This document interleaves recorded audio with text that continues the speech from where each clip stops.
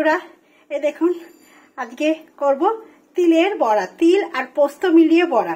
এই যে দেখে নিন, তিল নিয়ে নিয়েছি, তিল একদম পরিষ্কার করে ধুয়ে একদম কমপ্লিট করে নিয়েছি, দেখতেই পাচ্ছেন। তিল নিয়েছি আর নিয়েছি পোস্ত আর কাঁচা লঙ্কা, সাথে নিয়েছি শিল। চলুন শিলের মধ্যে সব ঢেলে দিলাম, তিল, কাঁচা লঙ্কা আর পোস্ত একসঙ্গে একদম সুন্দর করে বেটে নিই। চলুন বন্ধুরা, তিল আর পোস্ত দেখতেই পাচ্ছেন, দারুণ লাগে কিন্তু তিল পোস্তের বড়া খেতে। কারা কারা পছন্দ করেন একটু কমেন্ট করে জানিয়ে দেবেন বন্ধুরা, তিল পোস্ত বড়া। চলুন বেটে নিই আগে।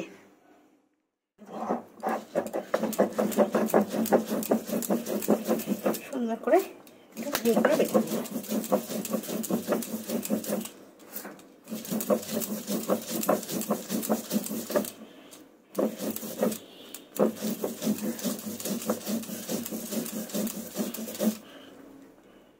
দেখুন বন্ধুরা, আমার একদম কমপ্লিট হয়ে গেল তিল, পোস্ত আর কাঁচা লঙ্কা বাটাটা। আর এখানে হচ্ছে গরম গরম ভাত। গরম গরম ভাতের সঙ্গে এই তিল পোস্ত বড়া খেতে কিন্তু দারুণ লাগে বন্ধুরা। চলুন ভাতটা নামিয়ে নিয়ে তিলের বড়াগুলোকে ভেজার মধ্যে দিয়ে দেবো এবার সামান্য পরিমাণে একটু লবণ। আর এখানে কিন্তু আমি ভাজবো সর্ষের তেল দিয়ে। চলো বন্ধুরা, এবার লবণটা দিয়ে মেখে নিয়ে তার মধ্যে তেলটা আমি গ্যাসটা কিন্তু একদম আস্তে করে দিয়েছি, দিয়ে এইভাবে আস্তে আস্তে করে ভেজে নেব।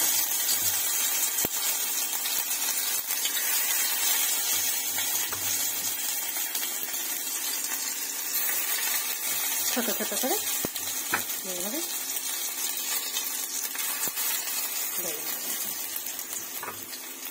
এরকম তিলের বড়া একদম গরম গরম ভাতে কিন্তু দারুণ স্বাদ লাগে খেতে।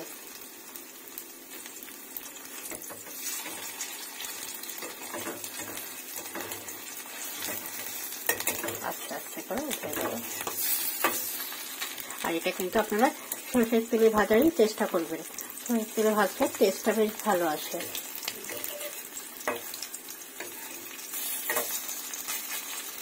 তারপর সব উঠে দিই।